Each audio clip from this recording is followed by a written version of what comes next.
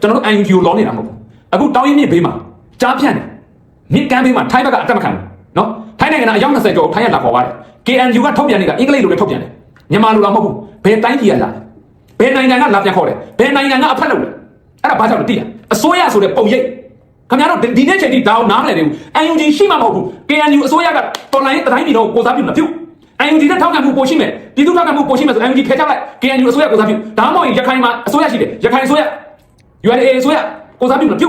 ဒါမှမဟုတ်ချင်းအစိုးရရှိတယ်ကိုစားပြု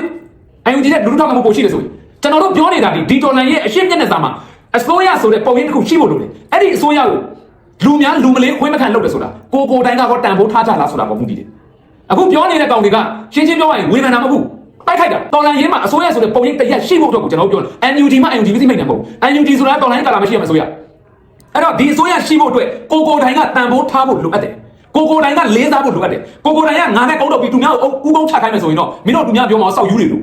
ဟုတ်တယ်မလားရှင်းလေးပဲလေကိုတိုင်းကလူမလေးခွင့်မခံတန်ဖိုးမထားပဲနဲ့ငါတို့တော်လိုင်းရေးအစိုးရကိုဘယ်သူကဘာလို့မဆက်ဆံတာလဲ तू ကဘာမှမဆက်တော့ပြောမှာဆိုဘာဖြစ်လဲကိုကြည့်တော့ငါနဲ့ကြိုက်တော့နေတယ်သူများဥကုန်းမချလို့စိတ်ဆိုးတယ်ဆိုလို့ရှိရင်ဒိတ်မရှိတာအဲ့ဒါအဖြစ်ပဲဒါကြောင့်မလို့တော်လိုင်းရေးမှာအစိုးရပုံရိပ်တရက်အရေးကြီးတယ်ဆိုတော့ကျွန်တော်ဒါကိုပြောတာအခု NUG ရဲ့လောက်ရက်တွေမှာမှားရတယ်ရှိမှာပဲဒါပေမဲ့ကျွန်တော်တို့အပြုံလို့အောင်ထောက်ကြမလို့